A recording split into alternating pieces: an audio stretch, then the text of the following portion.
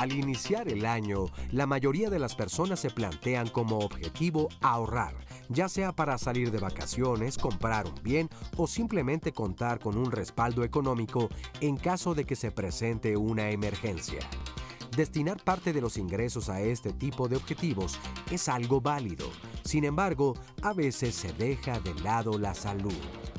La salud es una de las cosas más importantes que tenemos, y a pesar de que muchas personas no suelen darle la importancia que ésta merece, no deja de ser cierto que no hay nada más importante que tener una buena salud. Por tal razón, mientras más pronto se diagnostique una enfermedad, más probabilidades hay de que se cure o de que se maneje satisfactoriamente. No importa la edad que se tenga, siempre se debe hacer un chequeo médico general anual, ya que los cuidados y controles van cambiando a medida que se crece y envejece. Hoy, en Diálogos en Confianza, los especialistas nos dirán cuál es la importancia de cuidar nuestra salud y cuáles son las acciones que debemos realizar. Pues se nos acaba el año, qué gusto estar aquí con ustedes. Muchísimas gracias por habernos acompañado todo este año. Y tenemos hoy un tema un tanto diferente y bien interesante, acciones para cuidar tu salud. Les vamos a decir qué pueden hacer, porque pues ya vimos ahorita en la cápsula, todo el mundo queremos ahorrar. El año que entra voy a hacer esto, pero en cuanto a salud, ¿cuántos de ustedes dicen voy a dejar de fumar a partir del 1 del año y a los 3 meses ya no?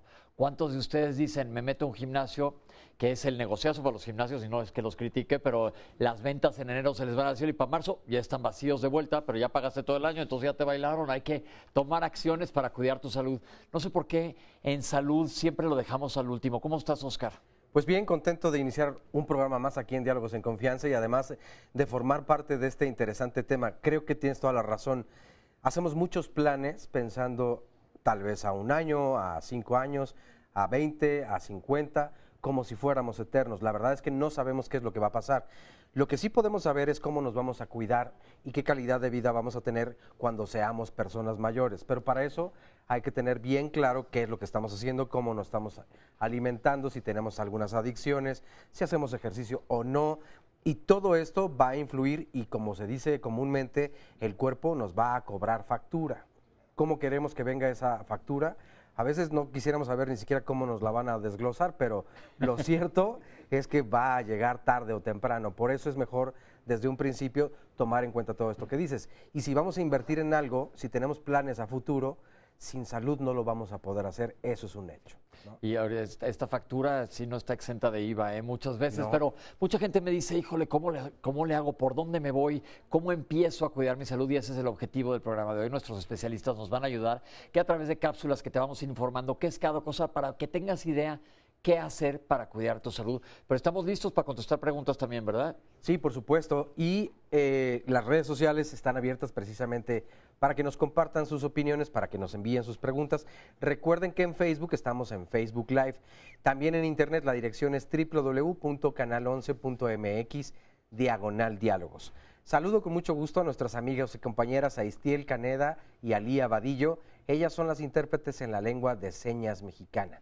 Le damos la bienvenida también a las personas que hoy nos acompañan aquí en el estudio de Diálogos en Confianza y a quienes nos pueden seguir a través de la señal internacional del 11. Y además, pues este panel de amigas y amigos, de especialistas que están con nosotros. Ahorita se los voy a presentar, pero vamos a arrancar con la primera cápsula del día de hoy que nos dice, y te pregunto a ti, ¿tú sabes qué es la medicina preventiva? Vamos a ver esto y a regresar a platicar sobre la prevención. La medicina preventiva es muy importante, es mucho más económica que la medicina paliativa o curativa. Es una rama de la medicina que debemos de utilizar para identificar los factores de riesgo que tiene cada paciente para desarrollar algún tipo de enfermedad y tratar de evitar que la desarrolle. La podríamos practicar acudiendo al médico aunque no tengamos síntomas de alguna enfermedad, simplemente como haciéndonos un check-up cada 6 meses o por lo menos una vez al año. Los check-ups recomendables son exámenes generales de orina, exámenes de sangre para ver si hay anemia, exámenes para ver cómo andan los niveles de glucosa, colesterol, triglicéridos, ácido úrico, porque lastima mucho los riñones. Básicamente con esos 3 por lo menos a nosotros como médicos nos dan pues idea de cómo está su salud en general. También darse cuenta de que si en su familia hay antecedentes de alguna enfermedad importante, cáncer, diabetes, hipertensión, pues entonces ya nosotros tenemos como idea de las enfermedades que podemos desarrollar. Sí sería importante que hiciéramos conciencia cada persona que hay que acudir al médico aunque no estemos enfermos. Aunque no estemos enfermos, y vamos a meternos de lleno al tema, les voy a presentar a los especialistas que nos acompañan el día de hoy aquí en Diálogos en Confianza. Le damos la bienvenida a todos. La doctora Erendi Tinoco Ventura, bienvenida, doctora. Gracias. La doctora es médico internista con subespecialidad en endocrinología del Instituto Nacional de Ciencias Médicas y Nutrición Salvador Subirán de la Secretaría de Salud. Es adscrita al Centro de Atención Integral del Paciente con Diabetes en el mismo instituto. Doctor Juan Carlos Anda Garay, bienvenido, doctor. Muchas gracias. Médico internista, maestro en Ciencias de la Salud, jefe del Servicio de Medicina Interna del Hospital de Especialidades del Centro Médico Nacional Siglo XXI del IMSS. El doctor Guillermo Amaro Rangel, doctor, bienvenido. Gracias. El doctor de vuelta está con nosotros, es geriatra y gerontólogo. Y el doctor Carlos Aboiti Rivera, doctor, bienvenido de regreso. Tal. Cardiólogo pediatra y ecocardiografista, médico adscrito al Instituto Nacional de Enfermedades Respiratorias, el INER, también de la Secretaría de Salud.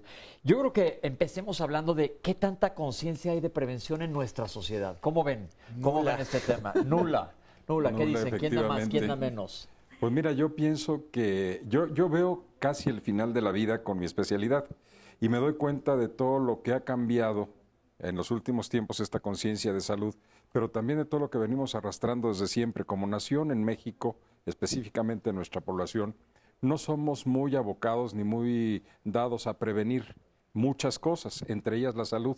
Pensamos que hay enfermedades que se van a dar por naturaleza conforme el tiempo va pasando y no nos damos cuenta que cuando llegamos a viejos, muchas de ellas empezaron a incubar o nuestra juventud o nuestra vida adulta y a veces no le damos la importancia de vida, sobre todo a enfermedades crónico-degenerativas y a problemas que se pueden agudizar de manera muy importante en la vejez y que si hubiéramos tenido un poquito de conciencia sobre la prevención, no hubiéramos llegado a los límites que se están llegando en la actualidad. Y esto, pues desgraciadamente, es cuestión de educación y no hay una cultura de prevención adecuada todavía en nuestro país. Hay mucho miedo cuando se enferman, pero nadie hace nada para prever ese miedo y evitarlo. Así es. Exacto. Así es. Por ejemplo, un punto que creo que es muy importante es la cuestión del niño sano.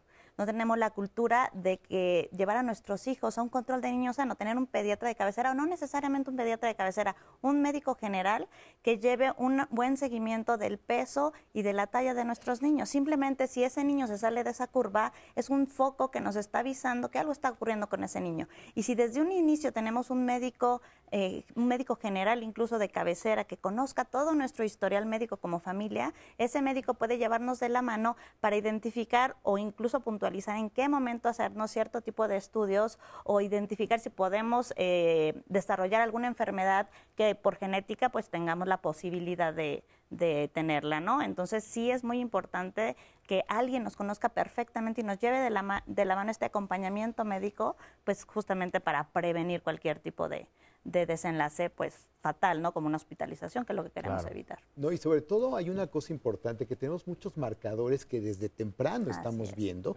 porque estaban comentando en la cápsula acerca del ácido úrico. El ácido úrico hoy es marcador para diabetes, es marcador para hipertensión, es marcador para síndrome metabólico, es marcador para obesidad. Entonces, por ejemplo, hay cosas, porque antes te decía, no, es que tienes el ácido úrico elevado, no, es que estás tomando mucha carne, y hoy estamos dándonos cuenta que el problema son nuestros hábitos alimenticios. Entonces, muchas veces desde temprano, desde niños, estamos viendo niños con ácido úrico elevado, con transaminadas elevadas por datos de hígado graso. Entonces, todo eso tenemos que empezar a detectarlo. O sea, como decía la doctora, me parece muy importante. También tenemos que hacer mediciones. Antes medíamos peso, talla. Ahora también tenemos que medir cintura, cadera, cintura, talla, para poder detectar lo que van a acabar tratando. El doctor, por ejemplo, que es realmente gerontólogo, va a acabar tratando a nuestros niños a final de cuentas, porque esa es la evolución que vamos a tener. Entonces, ¿todo esto es prevenible? Sí. ¿Es detectable? Sí. Entonces, tenemos que hacer ese trabajo. Y generalmente tenemos esa tendencia de ir a consulta médica cuando tengamos un mal, cuando nos sentimos mal. Es una impronta que lo llevamos en todas las sociedades, de si yo no me siento mal, no acudo al médico. Sabemos que la base fundamental de la medicina preventiva es, independientemente de los factores que tengo o de las enfermedades, tengo que acudir al médico porque siempre habrá algo que cuidar, habrá algo que prevenir, y esa es la base para prevenir la emergencia de nuevas enfermedades. Y el mejor ejemplo es los adultos. Tenemos adultos que tienen sobrepeso y la mayor parte no tienen ninguna molestia. Y si nosotros buscamos intencionadamente, probablemente esos adultos con sobrepeso ya tengan algunas alteraciones metabólicas subclínicas. Y es una cosa que digo que la prevención es clave, pero muchas veces no te das ni cuenta de lo que te están previniendo, entonces no es tangible. Entonces, por ejemplo, yo en mi caso, que hago colonoscopías, viene un paciente y no sabía, y le encuentro un pólipo, que le quito un pólipo que tenía un potencial maligno, el paciente se sale y se va caminando, y nosotros nos quedamos así diciendo, lo que le acabamos de se acaba de ahorrar una tragedia a esta persona, pero por suerte se vino a checar. La cosa es que como la prevención no la ves inmediatamente, dices, no me cuido. Pero mucho también, yo creo que las palabras claves que se han dicho hoy aquí es educación y conciencia. Sí. Yo creo que es muy bajo el porcentaje de la población que piensa en prevención. Y así como dices, vamos al médico una vez que ya hay un síntoma. Los niños los llevas al pediatra y de repente llega una etapa en que ya los niños quedan volando. Ya no están siguiendo sus visitas, que deberían de ser, como dice la doctora, relativamente periódicas. Otra cosa importante en cuanto a la prevención es qué tanto se hace en la carrera de medicina énfasis sobre la medicina preventiva.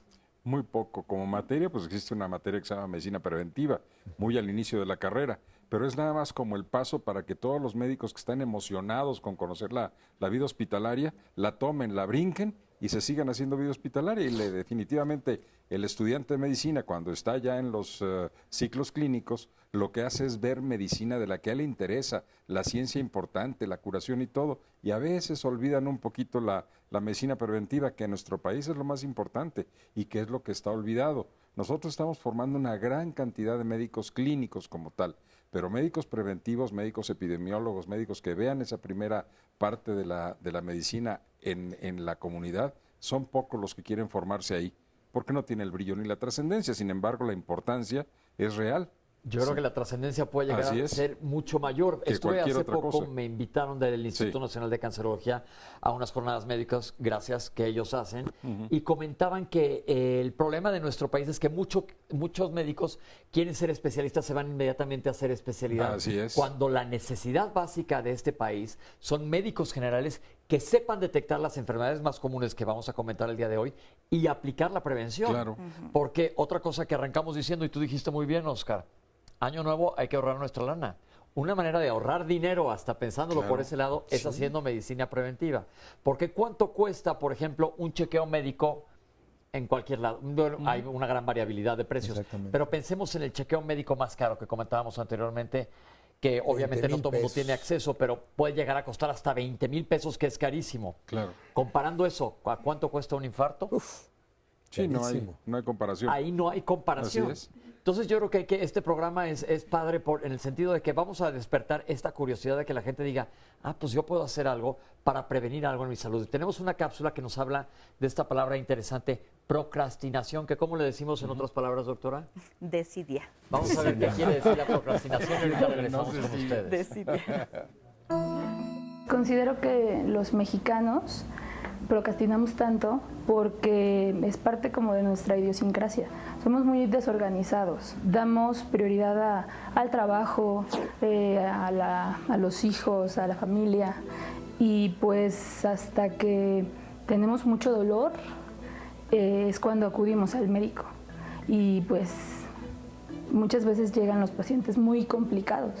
Me parece que una de las soluciones de esta mala organización que tenemos es que a lo mejor no les informamos a las personas, nosotros los médicos, la importancia de acudir al médico y la importancia de hacer este tipo de chequeos. No hay campañas de promoción verdadera de la salud, de promoción de la medicina preventiva. En las escuelas deberían enseñarle a los niños cómo cuidar su salud, qué es lo importante. Las pruebas hay pruebas rápidas que se practican para checar antígenos prostáticos, para checar glucosas, para checar incluso VIH. Entonces, este tipo de programas deberían abarcar más población. Desgraciadamente, nuestro sistema de salud no nos ayuda a tener o a fomentar la medicina preventiva. ¿Por qué? Porque está rebasado. un médico queda rebasado en la cantidad de pacientes que ve todos los días. Entonces, 15 minutos para atender a un paciente y para fomentar la medicina preventiva, pues no nos es suficiente. A veces necesitamos consultas y pues tenemos que esperar hasta 2 semanas para poder ver al médico. O si vemos a un especialista, las consultas con especialistas son cada 6 meses o cada año a veces. Entonces, en un año la salud de un paciente puede cambiar radicalmente. El personal de salud en general somos en gran medida responsables de esta situación, porque a la gente mientras no se le informe, no se le eduque, nunca va a mejorar, nunca va a cambiar. Como yo digo, ese es el objetivo del programa hoy, difundir esta información que es tan importante. Y hay estudios que dicen que procrastinar, ¿por qué lo hacemos? Porque no te da una recompensa inmediata. Cerebralmente no estás, yo se me antoja ahorita comerme, no sé, tomarme un café, me lo tomo y inmediatamente estoy satisfaciendo esa necesidad. Pero cuando tengo que irme a hacer una colonoscopía, irme a hacer un check-up, ir a checar sangre, digo, ay, luego voy. Las mujeres, Papá Nicolaos y mastografías. No debería de haber esas muertes por cáncer de mama y cáncer cervicuterino, que les recomiendo que vean los programas que ya hicimos. Pero tristemente siguen pasando por esta palabra, desidia o procrastinación, dejar las cosas para después. Ahora comentan algo en la cápsula, que mucho es responsabilidad de nosotros los médicos, pero a mí me gusta mucho devolverle la responsabilidad a la gente. ¿Qué opinan de que la gente, cómo puede hacer para estar más enterada? Pues de hecho, una de las situaciones, por ejemplo, que se manejan en las cuestiones metabólicas, que como bien lo mencionaban, son asintomáticas. Tristemente, yo puedo tener niveles espeluznantes de colesterol, triglicéridos, glucosa, presión arterial, incluso al borde del derrame cerebral, del infarto, y no percibir nada. ¿Sí? Entonces, creo que una de nuestras herramientas más importantes es la educación. Entonces, cuando detectemos a un paciente, tratamos siempre, tanto como equipo en la institución donde estoy, como yo personalmente, y creo que lo que tratamos de hacer la mayor parte de los médicos es invitar al familiar a que se cheque, invitar al familiar a que se informe, invitar al familiar a que muchos de estos problemas pues, son hereditarios, ¿no? Simplemente con ser mexicano ya tenemos más riesgo de obesidad, de diabetes, etcétera, ¿no? Y pensamos obesidad como estar enormes, cuando ya cierta cantidad de grasita en el abdomen ya es un alerta de decir, chécate. Yo creo que esto es bien importante lo que acaba de decir la doctora de la herencia, porque les ha de pasar, cuando hacemos una historia clínica y preguntamos antecedentes heredofamiliares, pues no sé, le dio diabetes, pero ya de grande, no, pues no debería de haber pasado. Claro. Entonces, preguntar los antecedentes, porque muchas veces no sabemos qué enfermedades corren en la familia, de qué murieron tus abuelos. Tus padres están sanos, tus hermanos están sanos, se enfermó, pero no me acuerdo de qué. Es más, a la gente le dice, sí estuve hospitalizado y me operaron de qué, pues no me acuerdo bien. No es importantísimo eso. Muy, muy importante. Pero ahí algo que decía la doctora que se me hace muy importante es que, por ejemplo, no hacemos de rutina pruebas de resistencia a la insulina, porque muchas veces detectamos al paciente cuando ya tiene los niveles elevados, pero los niveles pueden estar elevados. Bueno, puede estar normales los niveles de glucosa, pero la insulina está elevada. Y eso de rutina no se hace. O sea, por ejemplo, tenemos el más sencillito o el más de más uso, que es el HOMA-IR, que yo creo que sería muy bueno. Hay otras pruebas de resistencia a la insulina que se pueden hacer. Y eso no lo hacemos de rutina porque tampoco la mayor parte de los médicos que conozco están conscientes de eso. Lo primero entonces es conocer nuestros antecedentes y vamos a ir comentando sobre las cápsulas que hagamos. Pero doctor, algo quería comentar y luego el sí, doctor. Es importante en la cuestión de la información que cuando nosotros como pacientes vemos, como médicos vemos un paciente, nuestro objetivo fundamental es que el paciente conozca detalles de sus enfermedades o de sus factores de riesgo. Pero una de las trascendencias que podemos tener sobre el familiar y poder modificar es justamente hacerle y educar al paciente y al familiar de estos factores de riesgo y cómo controlarlos pueden favorecer que se controle la enfermedad o incluso se pueda prevenir. Y el mejor ejemplo es el que puso el doctor, resistencia a la insulina asociado a obesidad, asociado a sedentarismo, asociado a una mala alimentación. Desde ese momento, si nosotros tenemos esa tendencia a hacerle ver a ese paciente o a su familia que hay factores de riesgo que lo pueden llevar a diabetes, podemos empezar a cambiar importantemente la trascendencia de esto. Doctor. Mira, yo quiero comentar algo, porque en mi campo, por ejemplo, voy a utilizar una palabra y un tema que se dio hace unos cuantos años y que luego la desecharon y que vuelve a estar ahora más que nunca de actualidad. Ahora el objetivo dentro del envejecimiento es tener un envejecimiento saludable. Y esta palabrita que mucha gente ya no le dio importancia porque fue moda hace 5 o 6 años o más, se llama autocuidado.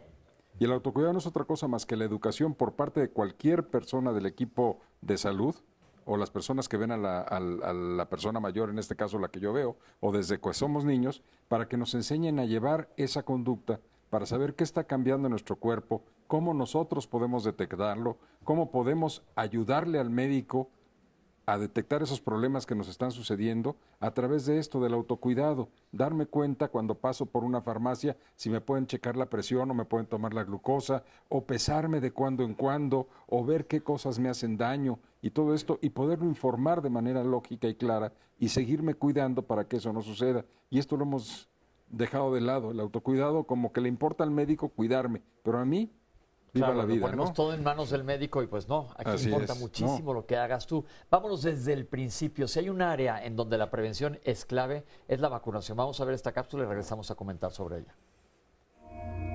En el mundo, por supuesto en México, hemos alcanzado índices de cobertura de vacunación muy buenos. Se estima, por ejemplo, que a nivel de la población mundial, los niños están vacunados cuando menos contra una enfermedad en un 80%.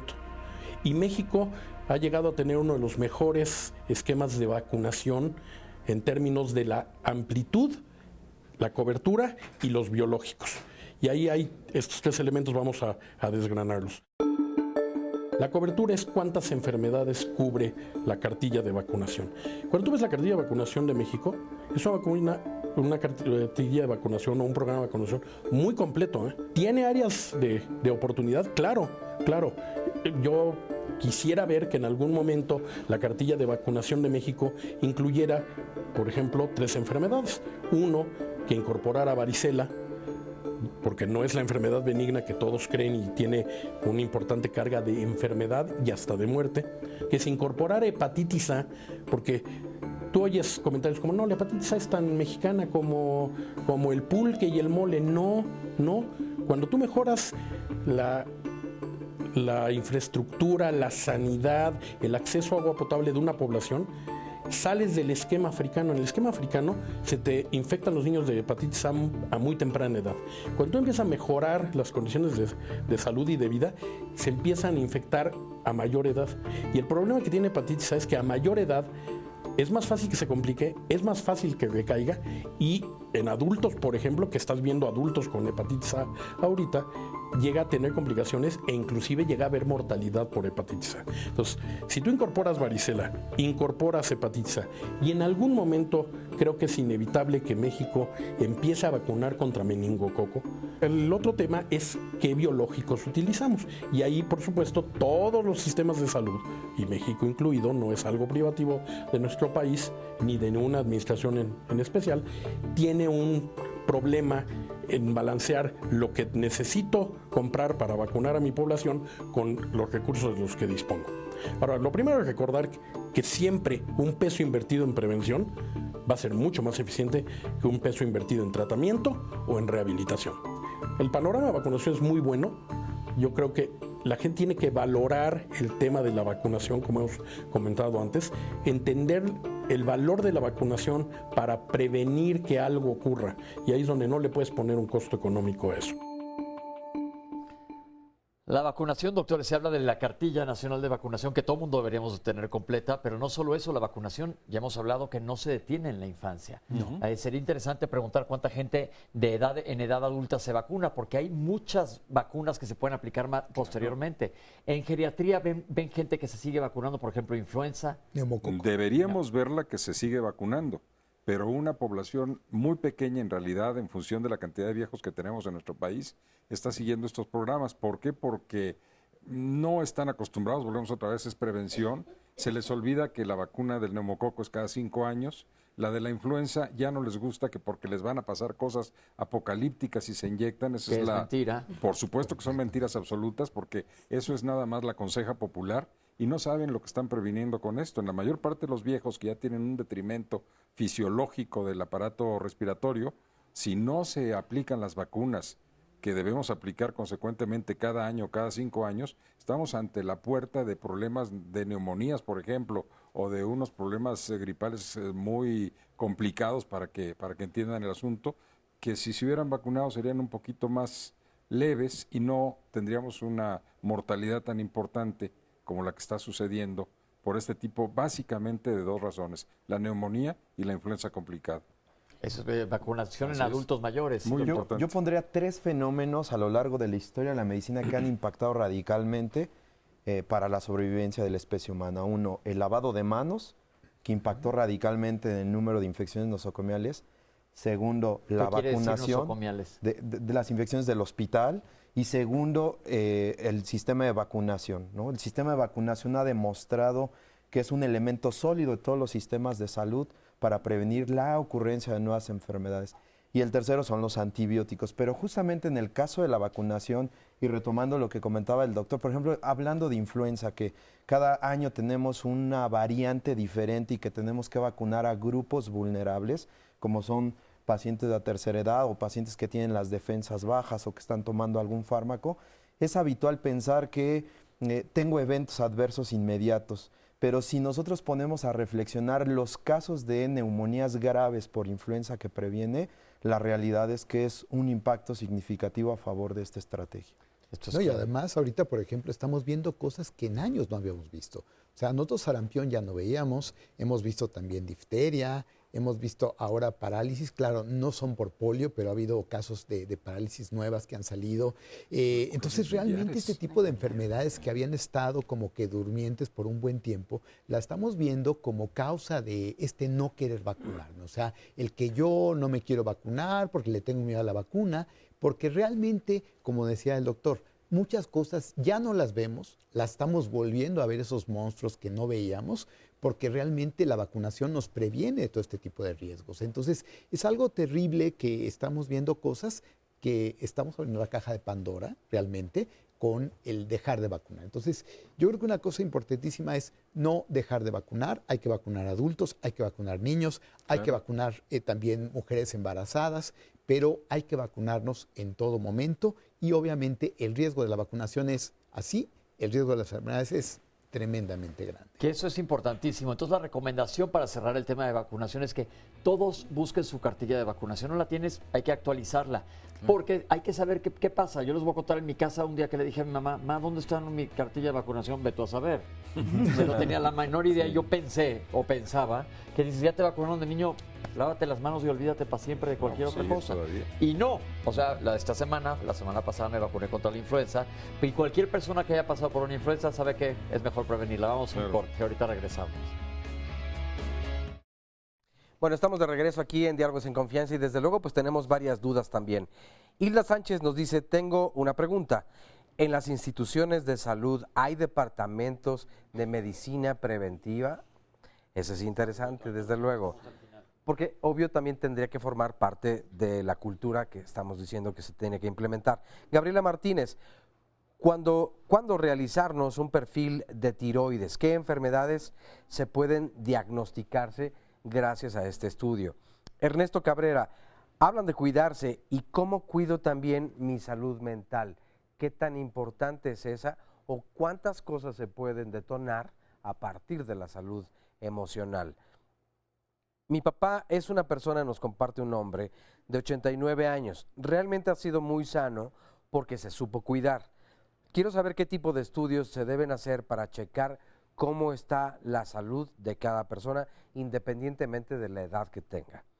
Braulio Fernández, por mi cuenta puedo llegar al laboratorio y pedir mi chequeo médico o me lo tiene que mandar el doctor. La verdad me parecen muchos gastos. Voy al doctor, me manda estudios, voy a hacerme los estudios, regreso al doctor y ya cuánto dinero entonces me gasté. Bueno, evidentemente sí hay un costo, pero la noticia buena es que ese costo puede ser mucho menor a tienes que ir de urgencia al médico porque ya tienes una enfermedad que puede ser grave y el tratamiento todavía es más costoso y puede haber cirugía y muchas otras cosas más que esto lo haría pues en realidad en comparación pues algo mínimo. Carmen nos comparte, justo ya empecé a tener vida sexual y me dicen que tengo que hacerme algunos estudios, pero no tengo ningún síntoma y no me siento mal. ¿De verdad tengo que ir al médico? ¿Qué tipo de exámenes tengo que hacerme?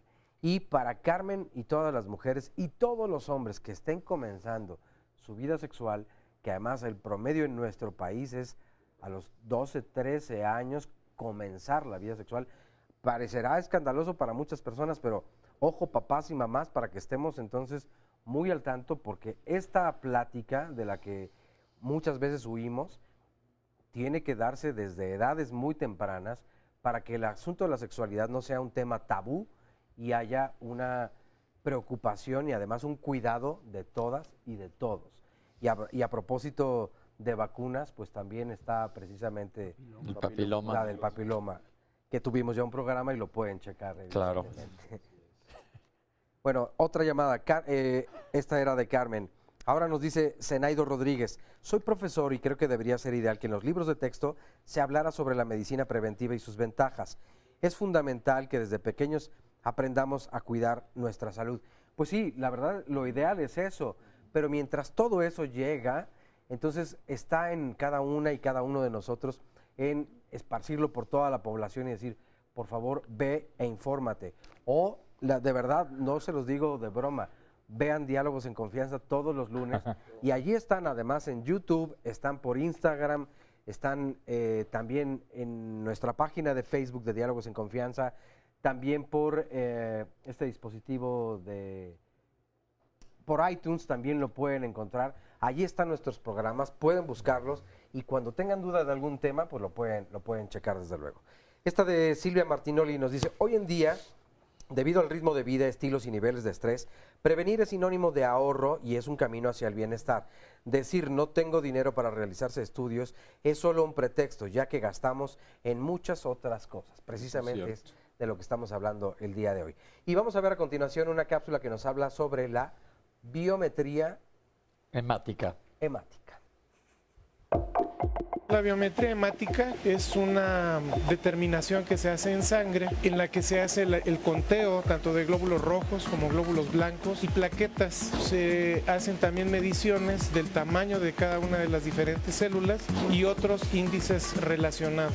La forma de realizar la biometría hemática es introduciendo la muestra de sangre a un contador celular. Este contador va a hacer el conteo de glóbulos rojos, conteo de glóbulos blancos, conteo de plaquetas y además de todo nos da el porcentaje y número de cada uno de los tipos diferentes de glóbulos blancos que hay. En cuanto a los preparativos del paciente, a veces se pide que el paciente pueda tener de 4 a 8 horas de ayuno y esto es porque a veces puede interferir un poquito la grasa del alimento que se comió previamente, pero no es indispensable. Para la toma de la muestra de la biometría hemática no existe realmente ninguna contraindicación ni tampoco para la realización del estudio. Las enfermedades que se pueden detectar con el estudio de biometría hemática son muy variadas. Puede servir para un chequeo general, puede identificar también estados de inflamación, estados de infección, anemia, enfermedades quizá más serias como neoplasias hematológicas como es la leucemia, entre otras más. Se puede utilizar como un estudio dentro de un chequeo general y también para pacientes que presentan, por ejemplo, síntomas como fatiga, infección, por ejemplo, fiebre o ataque al estado general. Los resultados se entregan prácticamente el mismo día. Podemos tener prioridades y en tales casos se puede entregar los resultados en un tiempo aproximado de 45 minutos. El cuidado posterior que hay que tener es tener cuidado con el pequeño apósito que se le pone al paciente en el sitio de la punción. No hacer demasiada fuerza con el brazo y quitárselo en el momento en que la persona que tomó la muestra lo ha indicado. Yo creo que si hiciéramos una encuesta en todos los laboratorios del mundo, ¿cuál es el examen más pedido? Probablemente sea una biometría hemática. Sí. Y ya vimos lo que nos enseña, doctores. ¿Qué vemos en la biometría? Anemia. Vamos a tener también otra cosa que es el frotis de sangre, que debería de acompañar siempre la biometría hemática. ¿Qué es eso? Básicamente vamos a ver los eritrocitos, si tienen una forma normal, si tienen ciertas características, y es algo que luego se nos olvida o el laboratorio no siempre lo incluye de forma descriptiva como debe de ser. Y ahí, por ejemplo, podemos detectar muchas alteraciones de sangre, además de lo que serían los niveles de anemia, cuadros infecciosos, parásitos. Todo esto podemos inferir, obviamente hay que usar otros laboratorios, de la biometría hemática. Yo pondría que nos imaginemos la sangre como un tejido que está conformado por una parte líquida, que es el plasma, un líquido que tiene muchísimas proteínas de muy diversa función, y la otra parte son las células. Y entonces lo que hace la biometría hemática es caracterizar de una manera fácil y práctica los 3 grandes grupos de células que tenemos. Glóbulos rojos, glóbulos blancos o las defensas o los policías del organismo y las plaquetas. Y no solamente nos da el número, incluso si leemos detalladamente la biometría hemática nos puede dar el tamaño de esas células, las diferentes variedades de poblaciones que, por ejemplo, en el caso de los glóbulos blancos nos puede ayudar a entender la respuesta del propio paciente frente a algo, frente a una infección, frente a una deficiencia nutricional. Entonces, prácticamente la biometría hemática, analizándole, es una gran oportunidad para echarle un clavado al análisis de los componentes sanguíneos. Yo creo que esto es importante porque la gente piensa que la sangre es totalmente líquida. Yo siempre les digo, pensemos en una sopa, un caldo de pollo. El caldo de pollo tiene caldo, que sería el plasma, pero tiene pollo, tiene arroz y tiene verduras. Estos pueden ser las plaquetas, los glóbulos rojos y los glóbulos blancos. Y dentro de estos, como dice el doctor, hay familias. La sangre no nada más es líquida. Y los eritrocitos o glóbulos rojos se encargan de llevar oxígeno a todo nuestro organismo. Los glóbulos blancos, que hay varios subtipos, se encargan de defendernos. Son los que nos hacen que tengamos una milicia. Y dentro de la milicia tenemos el armamento de tierra, ayúdenme, no me acuerdo, la armada, el naval, etcétera. Igual pasa con las células o el aéreo. Y las plaquetas, que las plaquetas son las que cuando nos cortamos o haya cualquier tipo de sangrado, los primeros que llegan a reparar, a parchar el agujero por donde se está sangrando son las plaquetas. Entonces, esto es un examen que nos da muchísima información. Y te faltó dentro de esa milicia quienes tal vez se pueden volver agentes de otros países. Los espías, que bueno, si trasladáramos las cosas a una película de ciencia ficción se podría hacer perfectamente bien. Pero me refiero del sistema inmunológico. Sí, claro. Se puede mover en nuestro contra. Se puede mover en nuestra contra. Sí. Porque tenemos realmente muchos, por ejemplo, en el caso de algunos cánceres, leucemias, por ejemplo, linfomas, se altera la serie blanca, por ejemplo. En el caso de las alergias, tenemos los eosinófilos, los basófilos que se aumentan. En el caso de parasitosis, principalmente basófilos y eosinófilos también se aumentan. Podemos predecir el tipo de anemia en base a los eritrocitos, a lo que sea la concentración de hemoglobina. Podemos también clasificar la anemia. Entonces, es un estudio muy completo que, como dice el doctor, así separándolo muy bien, esos 3 componentes los tenemos que evaluar de forma completa y podemos hacer varios diagnósticos o por lo menos podemos inferir varias enfermedades solamente la pura biometría hemática. Entonces sí es un estudio muy, muy importante. Y aquí lo interesante y lo importante como médicos es que cuando nosotros revisamos un paciente y tenemos sospechas diagnósticas en exámenes como biometría hemática, podemos aún reforzar nuestra sospecha diagnóstica. Sobre todo porque no nada más es cosa infecciosa o anemia. Como dice el doctor, nos abre el panorama, se puede sospechar hasta una cirrosis. Claro. Dijo el doctor, una parasitosis. Ya dijimos los diferentes tipos de anemia, las alergias mismas, puede todo reflejarse. Entonces es un examen, no sé si podría decir un examen general, pero que nos da una indicación de qué puede estar pasando. Claro. Y se puede hacer hasta a cualquier edad. Sí, así es. En cualquier edad y en cualquier momento se debe hacer. Inclusive en las personas mayores también, que hay deficiencias eritropoyéticas. ¿Qué quiere decir esa palabrita la solté intencionalmente, porque no nos imaginamos que los glóbulos rojos los estamos produciendo en ciertas partes de nuestro cuerpo. Esto es en la médula, es donde estamos produciendo de manera regular todas las células que tiene la sangre. Cuando somos viejos, al igual que todo lo que va pasando en nuestro cuerpo, se empiezan a deteriorar muchos de los sistemas que tenemos y uno de ellos es el de formación de las células de la sangre. Claro, no a niveles que nos puedan ser fatales, pero sí empiezan a decrecer. Entonces, a la gente mayor tenemos también que checarle esto de manera periódica, porque muchas veces la nutrición que llevan, el tipo de vida que llevan, no son facilitadores para tener una buena producción de glóbulos rojos en su caso, o de células de la defensa como son los glóbulos blancos. Entonces, debemos checarlo ahí de manera regular. Y algo que me gustaría complementar, y creo que es muy importante ahorita con toda esta cuestión de la tecnología, es que ahorita que estamos arrancando con estudios paraclínicos, es muy importante siempre tener un buen médico de cabecera que nos haga una muy buena interrogatorio o historia clínica y una muy buena exploración física, porque al final del día todos estos estudios van a complementar esa parte o incluso orientarnos a avanzar más en esta investigación y a orientar todavía más esta indagación en algún padecimiento, ya sea hereditario o adquirido. Pero ojo, siempre acompañándose de una buena historia clínica y una buena revisión médica. Tenía un maestro que decía, los exámenes de laboratorio no curan, no curan, te complementan en el estudio de un paciente. No, y ahí muy importante también, porque en el aspecto pediátrico los valores van cambiando por edad. Y muchas veces el valor de referencia que te dan es de adulto. Entonces, de repente, a veces el niño parece anémico y no lo está. Entonces, es muy importante tomar en cuenta los dos extremos de la edad, porque estos exámenes, casi siempre los valores de referencia, son en base a adultos. Entonces, siempre tienen que checarlo y ahí lo vemos con mucha frecuencia. No todos los laboratorios te ponen valores de acuerdo a la edad, sino valores de referencia generales. Perfecto. Vamos a ver la siguiente cápsula. Seguimos con exámenes de diagnóstico. Vamos a desglosar este examen. Nos encontramos en el Laboratorio de Nefrología del Hospital Infantil de México Federico Gómez, en el Laboratorio de Nefrología donde se llevan a cabo los estudios para la detección y diagnóstico oportuno de los pacientes con enfermedad renal. El examen de orina consiste en, primero que nada, recolectar la muestra de orina del paciente y allí se va a introducir una tira reactiva. Esta tira reactiva nos va a dar información sobre el pH de la orina, si hay o no presencia de sangre y también si hay o no presencia de proteínas. El siguiente paso es cuantificar las proteínas en el caso de que sí se hubiera detectado a través de la tira reactiva, que esto se lleva a cabo en una recolección de orina de 12 horas.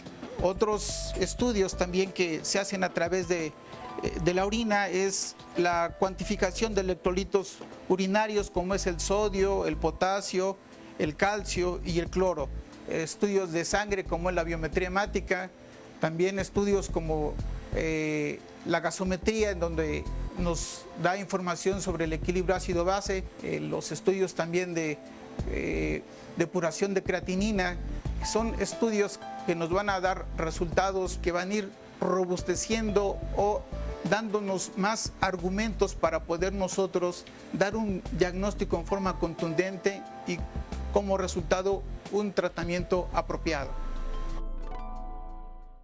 Siempre les digo a los pacientes que no subestimemos el poder de la orina, porque si esa orina ya se fue a la basura del pipí famoso, pero nos puede dar muchísima información. Así es tan valiosa e históricamente conocida como que la diabetes mellitus se empezó a diagnosticar a través de la orina, porque justamente eran las hormiguitas las que teniendo una orina tan llena de glucosa, pues precisamente era que seguían esto. Y cómo es que la glucosa o el azúcar, que es nuestro combustible tan valioso para el cuerpo, acaba en la orina. Pues con alguien que tiene ya cifras tan altas como arriba de 180, ya nuestro riñón que trata de recuperar esa orina y no tirarla por ahí, ¿no? Ya no alcanza, está tan alta en nuestra sangre la glucosa que se pierde por la orina, ¿no? Entonces, es uno de tantos datos que nos da el examen general de orina, por ejemplo. Así es. Y el examen de orina es un libro que nos puede dar muchísima información. Yo dividiría en dos grandes grupos la información que me da. Puedo ver las características químicas y físicas de la orina que se miden en la primera parte y eso me puede orientar a diversos trastornos que se gestan en el riñón propiamente y puedo ver una parte celular de la orina. La orina se centrifuga y el asiento, el sedimento se ve en el microscopio y esa información que nos da es muy importante, es conocer que el tipo de células, si tiene cristales, si tiene alguna anormalidad, por supuesto. Incluso le llaman, los que saben leer es el sedimento, una forma práctica de una biopsia renal, digo, que es como la forma barata de una biopsia renal.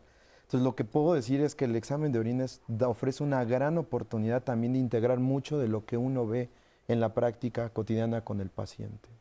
Y ahí lo que hay que tener mucho cuidado es algo que a veces se les pasa a los pacientes. Se les manda a hacer un examen general de orina y por prisa o por falta de cuidado o porque no quieren seguir las indicaciones que se les dan, van sin aseo o no llevan la orina que se les pide, que es la primera de la mañana, o dejan la orina desde en la noche y la dejan sobre el buró y ya se la llevan al laboratorio en la mañana siguiente. Y todo esto complica, contamina aparte y da valores que no son los valores reales de la orina. Entonces, sí es importante que cuando se les mande a hacer un examen general de orina, tomen en consideración las indicaciones que el médico o el encargado del laboratorio les da para que lleven en la mejor de las condiciones la muestra y que no vayamos a tener un cambio importante. Yo lo digo también, insisto mucho en la edad de las personas que yo veo, porque bueno, por todos los problemas que ellos tienen conforme la vejez va pasando, muchos de ellos no tienen el tiempo para hacerlo y quieren prevenirlos de la noche anterior, y no es lo mismo la orina que yo estoy sacando a las 7, 8 de la noche que la que voy a sacar después de un periodo importante en la madrugada o en la mañana. Por eso es la importancia de que sea la primera de la mañana. Así es, porque trae otras características, trae lo que yo estoy acumulando en mi cuerpo durante por lo menos 8 horas, y así se puede hacer una lectura adecuada del deterioro o la infección o la complicación que pueda tener yo en las vías urinarias, en el sistema renal, y que me puedan dar un diagnóstico adecuado, pues para tener un tratamiento también correcto. Oye, y a propósito de arrojo de buenos resultados, también había entre los participantes dudas acerca de si todos los laboratorios están capacitados para dar un buen diagnóstico o un buen estudio, los resultados de un buen estudio. Porque hoy en día cada vez vemos más opciones de laboratorios en distintos variaciones de precio. Entonces, obvio, vamos a ir pues con quien nos parezca más económico o accesible a nuestro bolsillo. Pero allí puede haber entonces alguna diferencia entre los resultados. Control de calidad. Es que fíjate que realmente los laboratorios, la mayor parte de los reactivos que utilicen todo pueden ser relativamente estándar. El problema principal es el control de calidad, porque yo creo que todos hemos oído de los famosos laboratoriazos, en donde realmente tenemos valores que están anormales, pero esto puede ser por el paciente, por el laboratorio mismo, y como decía el doctor, que no se tomó el laboratorio como se debe, pero sí es muy importante que preferentemente yo creo que sí tenemos que tener un cierto confianza en el laboratorio de que hay un control de calidad, porque sí nos ha tocado ver que a veces los resultados no corresponden con lo que realmente estamos viendo, los mandamos hacia otro lado y salen acorde con el paciente. Entonces sí, yo sí les sugiero no usen un laboratorio demasiado barato, demasiado nuevo, porque sí pudiera haber más tendencia a un menor control de calidad y errores. Y es que puede ser el caso de Jorge Torres, que nos dice: en los resultados de la biometría de mi hijo salió que tenía anemia. Me dijo el doctor que tenía bajas las plaquetas y solo me dijo que debía comer mejor. Realmente es así, el niño tiene 10 años y me preocupa. Investigué en internet y creo que es delicado que las plaquetas estén bajas.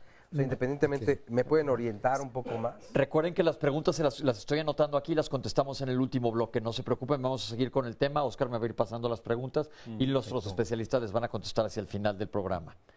¿Alguna otra pregunta, Oscar? Sí, tenemos más. Laura Gutiérrez: en mi examen de orina me dice el doctor general que hay proteínas y no entiendo. Y me dice que no me preocupe en entender que lo importante es que vea un nefrólogo. Eso me suena a que tengo problemas en el riñón. ¿Es así? ¿Que ellos no están capacitados entonces para explicarme? Karina Fernández: mi mamá siempre sale con la hemoglobina muy baja. Le mandan hierro y se sube la hemoglobina, pero así lleva muchos años. El que se baje la hemoglobina entonces puede ser un indicio de algo, un indicador de algo. Brenda María Hernández: yo casi nunca me enfermo. No me gusta ir al médico. Mi esposo dice que tengo que ir aunque no esté enferma de nada. ¿Con qué frecuencia debo de ir para una revisión general? O a propósito de los análisis, ¿con qué frecuencia debo, aunque no me lo señale el médico, ir a hacerme un estudio de valoración? Lourdes Gutiérrez: soy enfermera y quiero saber qué vacunas están en investigación, porque en torno a las vacunas, dice, hay un montón de dudas y a veces incluso los pacientes no sabemos cómo responderles, porque hay preguntas que se empiezan a viralizar en las redes sociales, donde atacan a las vacunas, y aquí lo hemos visto en varios de los programas, y la gente entonces pareciera que habla con conocimiento de causa y diciendo: es que esto te provoca tal, tal, tal. Y desafortunadamente hay muchos sitios en internet que van desinformando precisamente y no nos están dando las herramientas necesarias. Ok, vamos a ver otra cápsula sobre un estudio. Vamos a salirnos del laboratorio clínico y vamos a ver este otro estudio para qué nos sirve. El electrocardiograma es un estudio con el cual vamos a capturar la conducción eléctrica del corazón.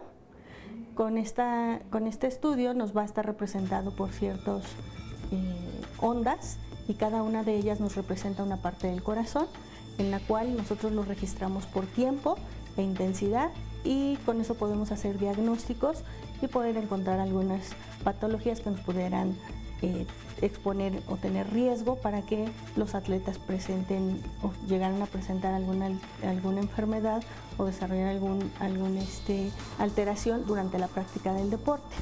Durante ese tiempo, cada una de esas ondas nosotros la medimos y entonces vamos viendo si sale de los parámetros del tiempo que normalmente tardaría en recorrer el corazón, entonces podamos estar valorando si hubiera bloqueos, arritmias, alteraciones que serían patologías normales o algunas alteraciones normales por la práctica del deporte. Algunos atletas lo que hacen, dependiendo del tiempo que lleven haciendo actividad física y el tipo de actividad o deporte que hagan, van a tener esos cambios o esas adaptaciones en su corazón para mejorar su rendimiento físico. Si nosotros al detectar estas alteraciones se hace la prueba de esfuerzo y en ella se normalizan estos cambios, pues estaremos hablando que ese sería un trazo normal o un cambio normal por la práctica del deporte. La importancia del electrocardiograma sería detectar patologías o alguna anormalidad en la conducción eléctrica o en la alteración que nos estuviera presentando o nos diera riesgos bajos o medianos o altos para poder desarrollar la práctica del deporte.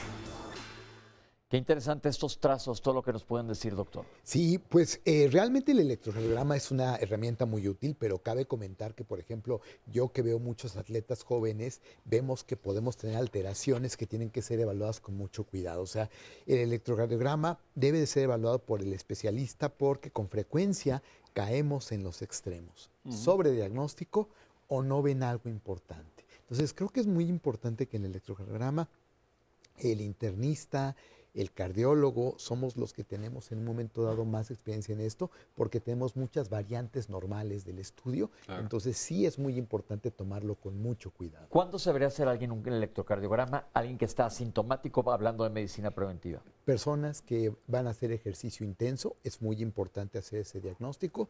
Personas con sobrepeso o personas, yo diría que arriba de los 40 también vale la pena hacerlo. De hecho, por ejemplo, hubo un estudio muy importante que se usó con esto del Apple Watch, de detectar arritmias, principalmente fibrilación auricular, que con mucha frecuencia, y el doctor lo debe saber, que tenemos muchos pacientes que de la nada aparentemente están sanos, bueno, claro, según ellos, y tienen fibrilación auricular no detectada. ¿Qué es esto?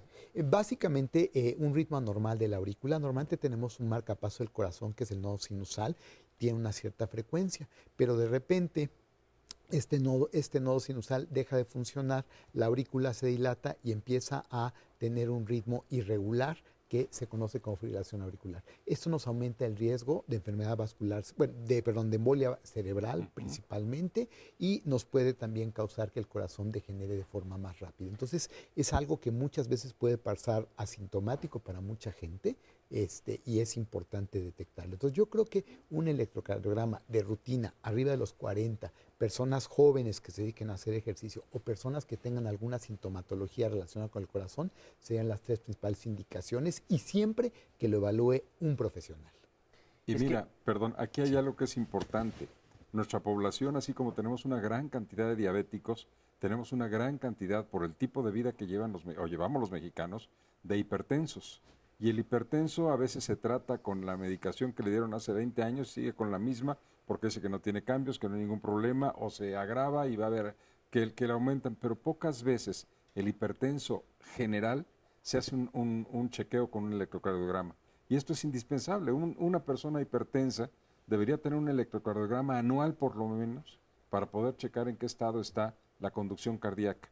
Hay muchísimas cosas que suceden en la gente conforme va envejeciendo, que son naturales en un electrocardiograma de un viejo, pero un electrocardiograma de un viejo hipertenso con 30, 40, 10 años de evolución son muy especiales y nos pueden dar también problemas que a la larga van a ser más caros o más invalidantes. Entonces tiene que ser parte de la medicina preventiva, y por lo menos cada año. Antes de irnos a corte, porque nos tenemos que ir a un corte, ¿a qué edad debería todo el mundo checarse la presión arterial, que también es un asesino silencioso y vale la pena que vea nuestro programa de hipertensión? Todas las edades.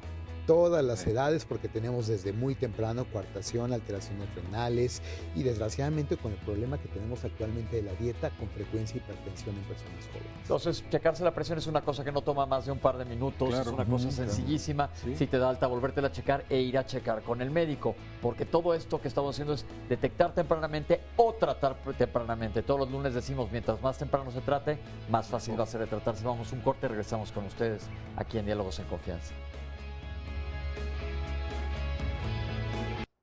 Estoy aquí con el público que nos tiene comentarios sobre el tema. Hola. Hola, buenos días. Pues mi comentario es Primero, de que... ¿cómo se llama? Platíquenos. Mi nombre es Otera Palacios y aquí estoy porque la verdad es muy importante saber la prevención. Yo, por ejemplo, tengo hipertiroidismo. Ajá. Y pues ya tengo 16 años que me estoy tratando en Salvador Subirán. Ajá. Entonces, a raíz de que me estoy tratando ahí, he aprendido a dejar muchas cosas que me hacen daño, a mantenerme mi nivel de la tiroides.